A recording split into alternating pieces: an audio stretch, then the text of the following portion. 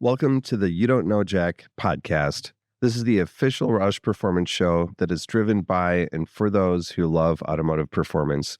I'm Jack Roush Jr. alongside Josh Massib. Today we have some special guests, the team of the Northville Concours, David Kibbey and Drew Lehnert. Stay tuned to learn about the story behind this yearly event, their personal stories, and their unique perspective on current car culture. All right, guys. Well, welcome to be here. This is the You Don't Know Jack podcast. Thank you. Yeah, it's an honor to be here. Thanks for having us. Absolutely. So, I just want to maybe tee this off with a personal story of why I'm excited about this conversation. Our family has been involved with your show for a while, and I've been really impressed with you and your friends. You're pretty young guys, and you've really revitalized car culture in our hometown.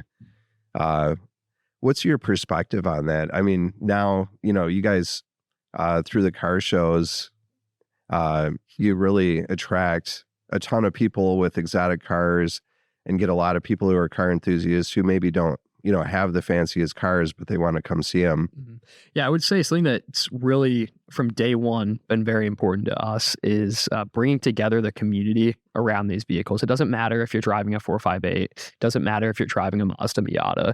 We want you to feel like you can come out and have a good time and enjoy yourself. And so I would say kind of starting back now, Drew and I have spent a quarter of our lives, we just realized yesterday, doing these events and such throughout our community. In Northville Concours, this is our 5th anniversary this year. So it's a really special milestone for us. And I would say, though, looking back, it means the world first and foremost to be here, and that you would, speak of us in such high fashion and such. But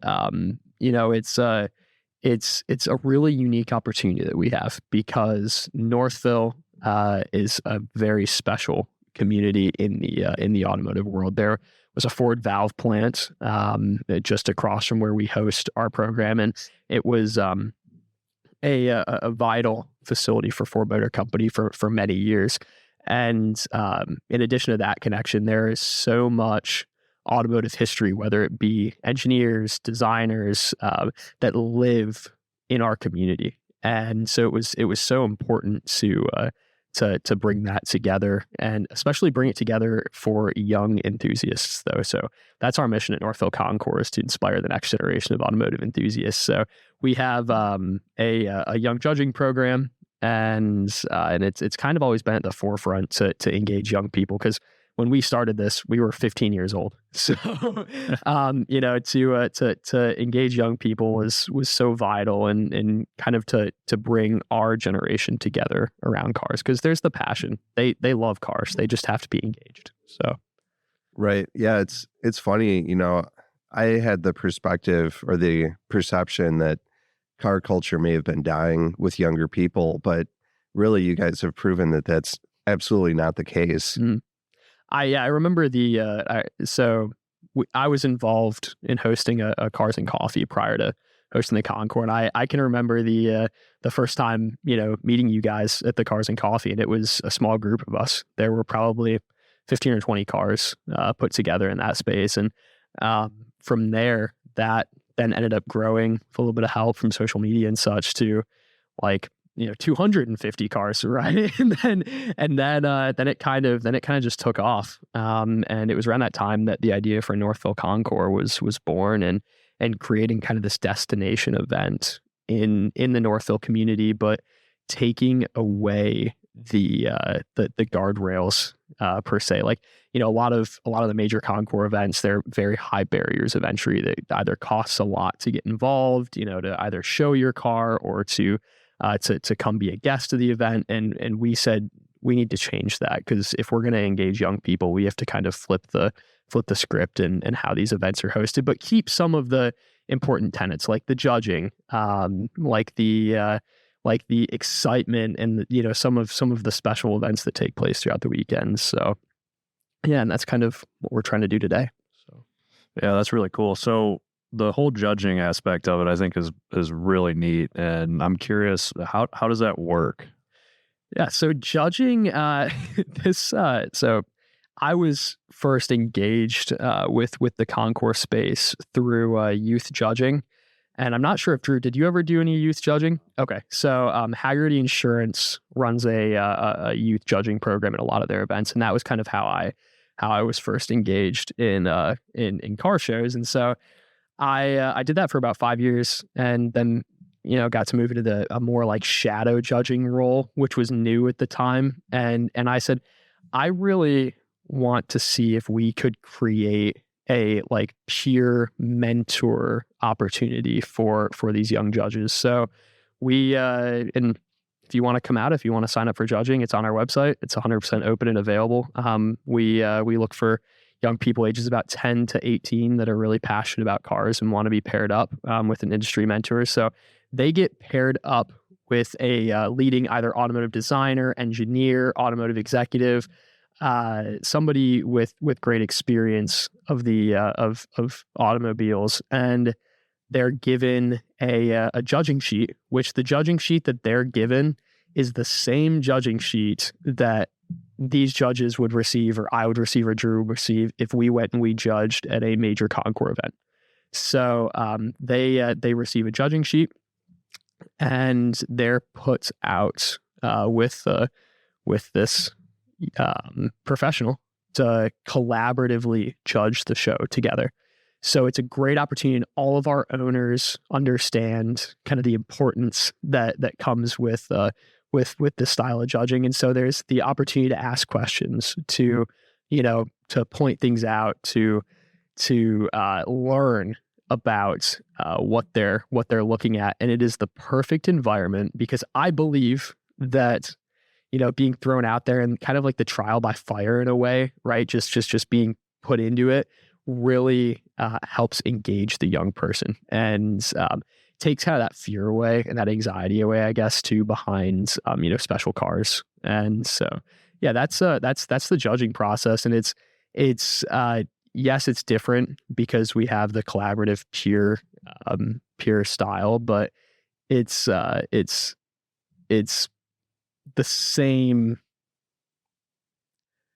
level of judging that would be done at the Amelia Island Concours, or the Pebble Beach Concours even, or the Audrain Newport Concours in Newport, Rhode Island, right?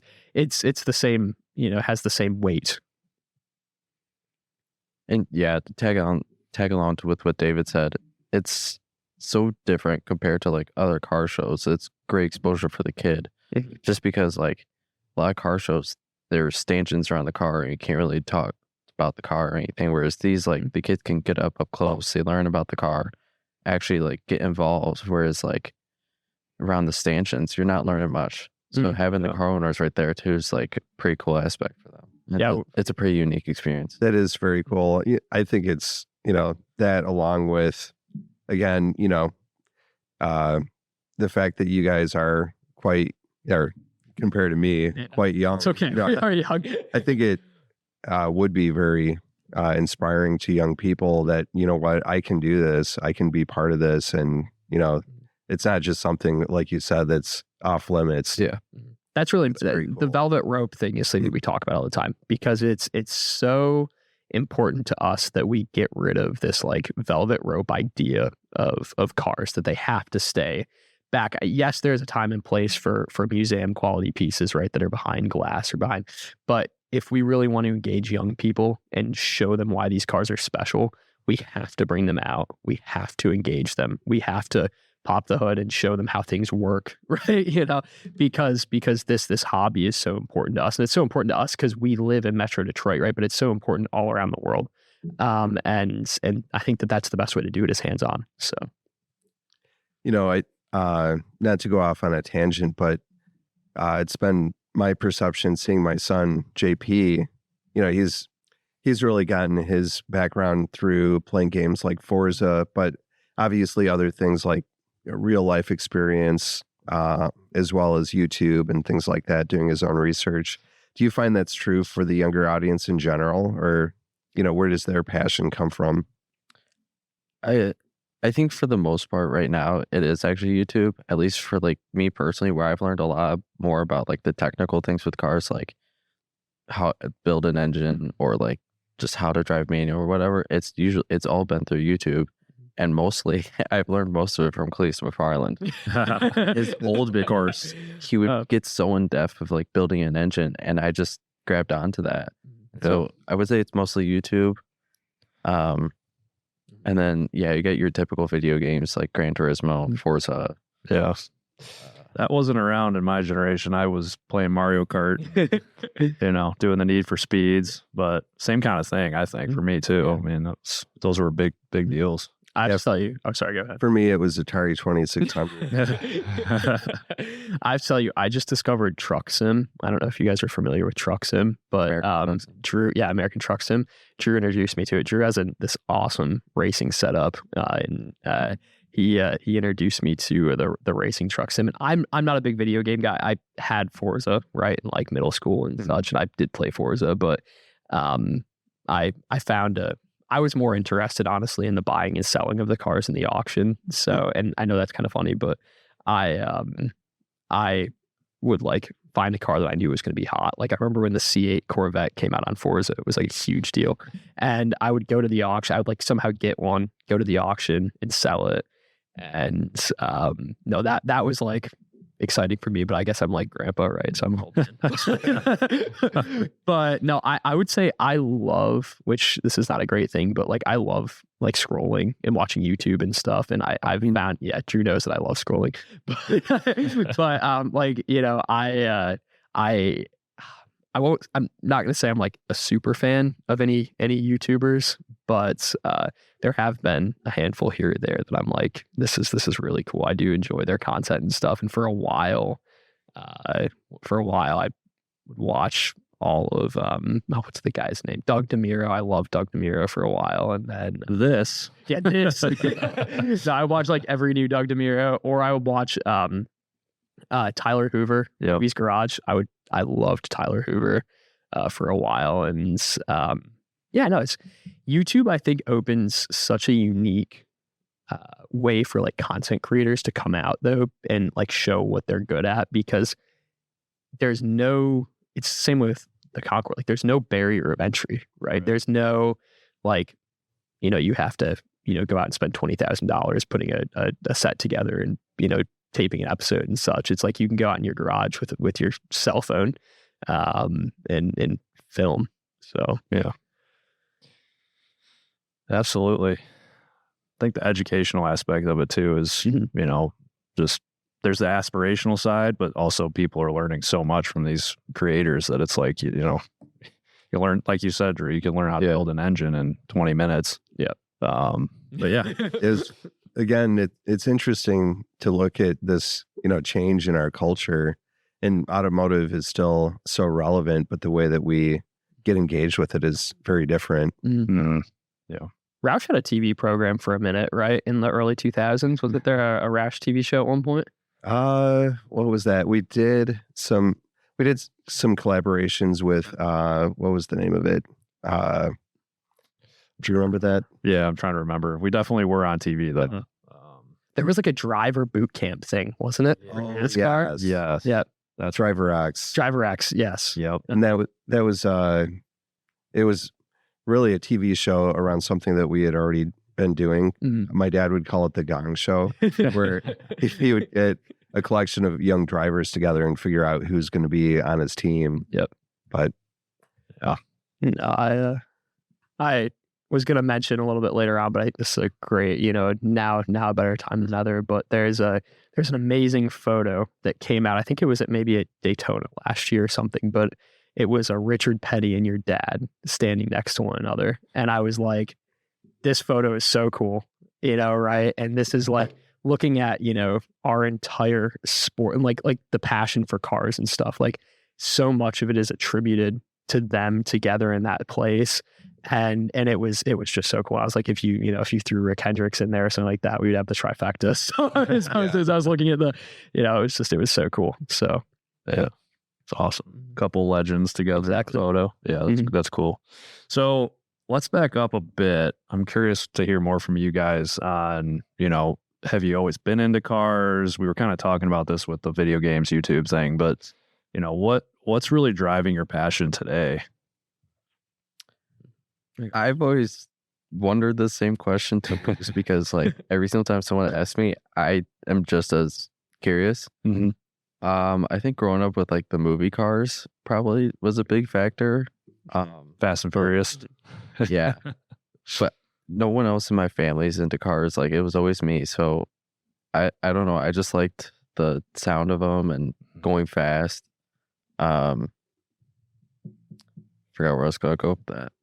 Both of our families are definitely into cars now, though, by proxy. I feel like just because they They have been to be, pulled in, right. they have to be. No, I would say I know where my passion originated. I think it's a similar place to where Drew's passion originated, but it came with grandparents. I think his was his great grandfather, but mine was my grandfather. And do you want to complete that thought? I'm sorry, steal that from My great grandpa was big worker or he was at Ford from like when he was young, worked there for the rest of his life. He was there like when the F series started, like he was way back. And I would say I think it was 2 days before my first birthday, he died. And so I never truly got to meet him, but he was big into cars. I'm a Ford guy. So I think there's more of like a spiritual connection through him too that I kind of carry along. Yeah, I would say mine kind of rested with my grandfather, and my grandfather worked at Ford as well, and then worked at dealerships and sold Fords his entire career, and was really, really passionate about the brands and about Ford products and such. And he had a 2005 Ford Mustang GT convertible that purchased new in 2004. It was one of the very early production ones, and I can remember like my entire childhood, riding around with him in that and such in the summers, and he would take me with him to dealerships and such, and it was a very formative time. And he passed away when I was 7, so didn't get as much time as I would have wished. Similar, I'm sure, with Drew's situation, didn't get as much time as would have wished, right? But I would say that a lot of my like reason for continuing and doing the car stuff is tied to that. I'm also, I don't know, it's really, cars are really seductive in a way. Like I would say like you get hooked, and especially with like organizing something like this, like you get hooked and then you just want to continue growing and you want to keep building and engaging more people and such. And I was bit by this bug in high school, and we were doing the Cars and Coffee and getting Concours kind of off the ground and stuff. And it's just it's never gone away. Like I still get super excited when we go out to like meet with sponsors, or we recruit a really cool car that's like, we've never had that before. That's awesome that we're going to have that at Concours. Like it still makes me happy. And that's people ask like, oh, you guys are in college now. Are you guys going to keep doing this? Like, I'm going to keep doing it until that excitement goes away. Like I think it's as simple as that. And I Drew and Chase, who can't be here with us, who co-founded the event alongside us, like I think all feel similarly. I don't know, Drew, do you feel similarly to that? Like, yeah, okay. It's a little different than like what you feel. You feel about like going to meet with sponsors. Mine's just like seeing the car, hearing the car. Yeah, it's cool. The raw power. Yeah, I don't think that kind of passion just goes away. I think no, definitely not. That's I'm gonna have to make a career, I guess, out of automotive in some form or fashion. Oh, you better. So that's cool. So I guess on that note, I mean, you guys see all types of cars. You see all types of makes, models, all that stuff. What would you say? This might be a hard question, so I'm okay if you need to take a second to think about it. But what would you say was some of the highlights of the show so far in terms of like type of car or your favorite car? Or I know it might be, you don't want to cast too much, bias, but it's like a question of who's your favorite child. Right. No, I know my answer, but do you want to go first, Drew? I'm looking. Okay, do you want me to go first? Okay. So it was I think it was our first or second year. We had the Black Ghost, which that was so exciting. The Black Ghost is this Detroit street racing legend. It sold at Mecum a couple years ago out of the original family's ownership, but we had it when it was under the original family's ownership still. So that was really, really exciting. And the owners were so passionate about what we were doing in the show. And so that was great. I would say we've had the fabulous Hudson Hornet a couple of times. And that's one of my favorite photos from the show. Actually, I've shown you this photo before, Jack, but it's a picture of your dad and JP looking into the fabulous Hudson Hornet. It was funny because I've talked to the guy that took the photo. He had no idea who was looking at the car. And I'm like, this is like probably one of the most famous NASCARs, right? I think with like a NASCAR legend, right? I took that photo. You took that photo? Okay. So, no, it's, I thought it was Hayden. No. Okay, it was you? Mm-hmm. Oh, well, okay. Hayden told me it was him. Okay, that's besides the point. Well, now you know. Now you know who it was. Now I know who it was. No, but it was just, it's such, that car has been super special. I would say another really important car, and I don't want to steal any from you. I think you're probably going to go this direction. But last year, I'll let Drew talk about that one. I'll let Drew talk about the LaFerrari because that was a big deal for us. David's more, when it comes to like liking our cars, he's more into like the classics and like the ones with the story behind them. Mm-hmm. I just like the new and exotics and like the race cars. So having a LaFerrari and Enzo last year was pretty crazy. Yeah. Like, that was one of those moments for like, wow, this is I would say unreal. Yeah. That was a pitch watching those come off the truck. Cause like I went out in the street as they were coming off the truck. Right. And I would say that was really special. And like we had 5 cars last year from General Motors from their Heritage Center. And one of them was the Aerotech car, which I don't know if you remember that. Aerotech car. Yeah. The Aerotech car, that was really special because we had Ed Welburn, who ran design at General Motors for many years, is our chief mentor judge last year. So having him there and having the Aerotech, which was a very defining vehicle in his career, that was really special. Last year was just a really cool show. Last year made I would say made a lot of my dreams come true for the event. It was definitely a fulfilling time for me. I think Drew probably can feel the same way, but there was a special, and you were there. There was a very special feeling at the event last year, and it was different than it had ever felt in years prior, I think. And maybe it was because we had expanded out a little bit. Maybe it was, the grouping of cars that we had. But it finally felt like, how are we going to top this next year, if that makes sense? I see why you feel that way. It seemed like it really grew last year.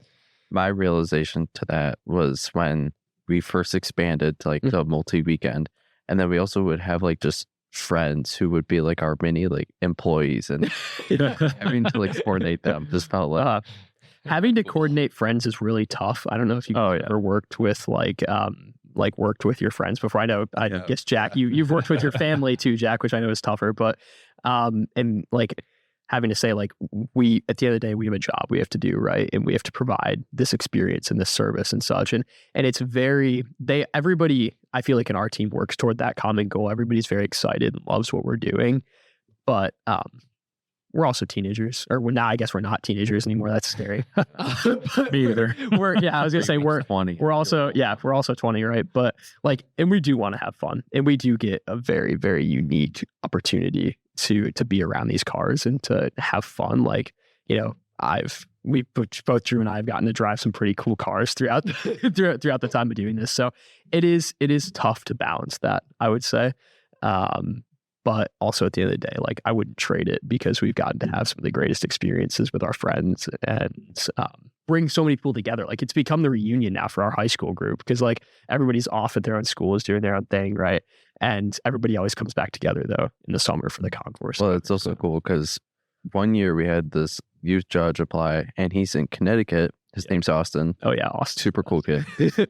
He comes just to help and volunteer. He doesn't even care about judging. All he does is he wants to have a good time and help out. And it's just the coolest thing ever. I mean, having like people out of state come and all of our friends. And yeah. Austin's bringing a friend this year with him too. So there's going to be it's cool to like see how the family's grown in a way. Like we talk a lot, like, you've gotten acceptance letters from us before, thank you letters and stuff. Like, family is super important to us. So like everybody that supports the Concours is part of the Northville Concours family in a way.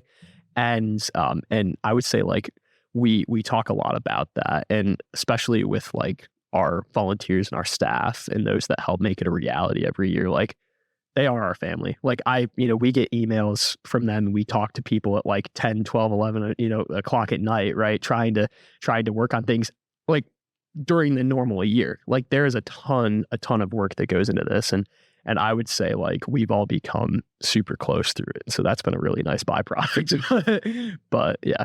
So. Awesome. Well, very cool. So I got to ask, this is maybe a very open-ended question, but what's your vision with the car show? Where do you want to take it? Drew and I might have differing ideas for this one. We fight a little bit. Like, collide. We actually were talking about this yesterday. Yep. We kind of have like, like how Monterey Car Week's like a whole week of events, and even though it's not necessarily the car show themselves running things, but like you have the Koenigsegg house, and then they go do a party and a drive. That's how I want to start turning into, where it's a week of events where it's not necessarily us running it, but it has our name under it, and it's just a week of events, and then you still have it as your day of show. Yep. So I love the idea of encompassing the whole weekend as much as we can, and bringing the community around Northville Concours as much as possible.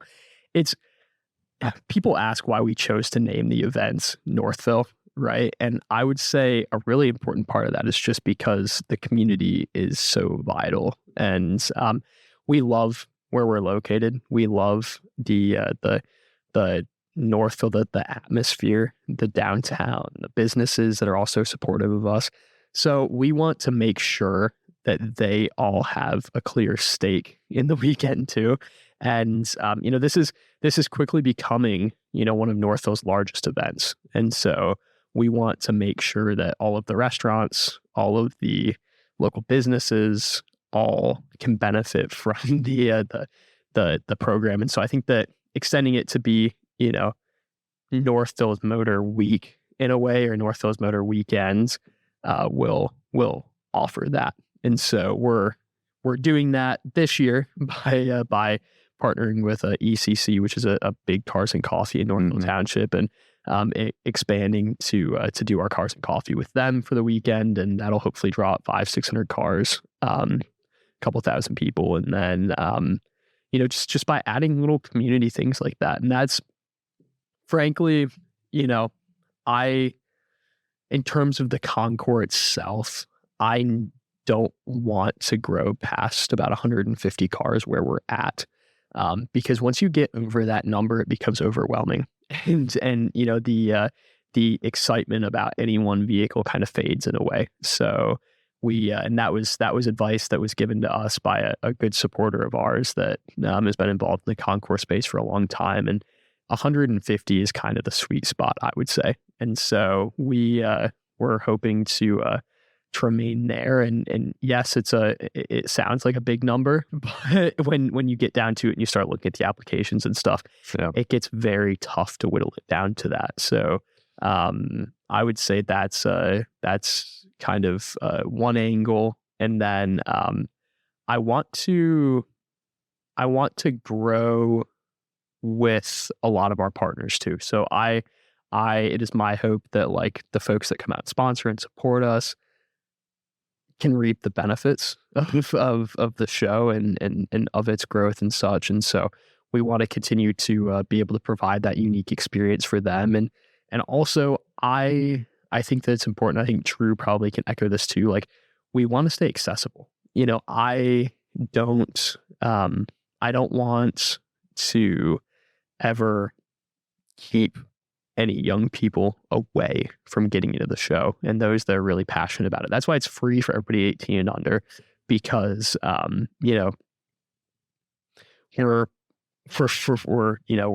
making that sacrifice, I would say, to allow that to be an opportunity to get as many of these young enthusiasts through the door. Like to inspire the next generation. Exactly. You don't have to be a judge. Like you can just come see the show. Just come in. And so to add another factor to that is make 18 younger free. Just because like, what if they don't want to judge or didn't, I don't know, applied late or something, but still want to be able to go. And so having that 18 younger, it's actually, I really like it. And then it's only $20 to get in if you're over 18. So it's not completely screwing you over. You try to make it very reasonable. Yeah, it's very cool. There's not really another concours in the country that I can think of where, you know, with this caliber of cars that you can get in or touch getting in for anywhere near $20. And so another thing that we talk about is we want a family of 4 to be able to come out to the event, 2 kids, 2 adults, because, you know, kind of the average, to be able to get into the show for under $50. And, you know, that's 2 adults, a poster, which is $5 to $10, depending upon the year. And they can have a really fun, exciting day and get to see vehicles that, you know, you only get to see once a year. Right? And with that, you can't do anything for a family of 4 for $50 in this day and age, right? You can't go see a movie. You can't go to the mall. You can't go out to dinner or lunch. So that is something that we're really trying to strive towards, and staying accessible is the hope long term. So I would say that's a big part of it. That's cool. How many cars did you have last year? We had 145 cars last year. So that you're almost at your goal. Yeah, we're at our goal, and I would be completely fine with staying at that 145 number. That does include our sponsor cars. Yeah. So we have a lot of great partners, whether it be dealerships or brands that want to have cars on display. So we had about 10 to 15 sponsor cars, and then the rest of that, I think it was about 130 or 133 were the show cars last year. So yeah, I felt like everything was really accessible. You could walk around, you could see everything. It wasn't overwhelming. So I think that makes a lot of sense. That's the goal. I think one factor, instead of like more cars, is maybe add a little more experience. So I know last year we kind of tried it out. We had it's this little like ice cream truck. His name's, was it Cookies and Cream? Cookies and Cream, Detroit, yeah. And I mean, he was only there for a limited time because he had to go somewhere else, but he said it was like the best experience he ever had, just because of like his little food truck is pimped out too. He's got there, and just, I don't know. I think adding more experience than just cars. Yeah. I think that's really important. I would say the experience is vital, and that experience that we can provide, you know, our guests for $20, right? Like, so everybody last year got a free bottle of water when they came through the door. There was the opportunity to meet and greets with a lot of our important guests that were on site. What other show can you go to and walk around and see people like yourselves and see people like kind of Kristen Lingenfelter and all these amazing like big figures in the automotive community that are there just having a good time, right? That are there showing their own cars off. Like that is, I think, what makes it so unique in that sense. And it's not overwhelming. There's not, you know, 10,000, 15,000 people trying to walk around, all trying to kind of, you know, see the same cars. And I would say for me, I want to be the cool small show that, you know, nobody's ever heard of until they hear about it. Right. Yeah. Like, I got to say, like, one thing that I'm really impressed with this show is it's not, you know, nothing against, you know, smaller car shows or anything, but, you know, it's almost like a moving or a temporary car museum. Like you go there and there's, you know, some really iconic cars, you know, back from the, you know, history. But then there's like super unique cars that are, you know, prototypes or, you know, things that there's only one of. But it's really cool. I definitely recommend, you know, people checking it out. It's funny that you say that because like at the end of Sunday when we're taking everything down and everything, I get that same feeling where like all the cars are gone here. Like this just feels like empty and dry. Whereas like if you just took everything out of a museum. It's very emotional. I will tell you, like, Sunday night is incredible. I don't know if you feel the same way, Drew, but like it's very emotional to get, and maybe that's just because we've put, you know, an entire year in getting to this point, right? Like we start planning for the next year literally on Monday after the show, right? There are things that we immediately write down and say, we need to do that differently. We need to do this differently. You know, maybe that car brand or that car type shouldn't be in that position. Maybe they should be in a different position on the field, right? Like things like that happen instantly. And I would say there's this weird like emptiness, you know, as we're watching all the cars leave and such. And the owners, I've heard from a lot of the owners that they feel the same way. There's actually a group of owners that have started an after party in downtown Northville that we're not even like they just all get together at the garage. They which is a really cool little local restaurant, because they don't want it to end. And I feel the same way. I remember getting home last year and I was in my driveway and I was washing. We had been loaned a car to use the weekend. I was washing the car, and we won't tell the sad part about that story. A nail and a pilot. It was a sport or a Cup 2. Oh, that's fun. Yeah, 6-year-old Cup 2. 6-year-old Cup 2, which is, I found out just at the threshold for a free patch at, where did I go? Discount Tire? Yeah, Discount Tire. So I was able to get a patch. but like there was this like weird sadness that comes over us. And we always go out to like custard time or something, you know, after the show and just kind of celebrate being done and the stress and everything kind of being done. And you're just like so tired, but you're also at the same time, I would say, like so emotional. It feels like summer's over. It does. It literally feels like summer's over right then, right? And it's like, what do I do now? Yeah. What do we do? So yeah, That's cool. Love it. So what's coming up this year? Any highlights? oh man. So this year we do have a handful of special things in the works. So this is our 5th anniversary this year. So we kind of have been planning for this show actually since before last year, because we wanted to make sure that, you know, we had at least a year and a half to really get this show right. So there's a lot of development in Northville right now. There's a lot of construction. So that's we're hoping that 2 specific projects are done, because they will just add to the ambiance and the excitement of the weekends so much more. And so we're really pushing for that. Our guests will see a lot of the same partners back, but we're working on unique experiences with each of the partners this year. So we'll have some, maybe it's, you know, if it's a dealership, they'll have some special vehicles on display and such, different things than just, you know, the normal models that you would have seen in past years.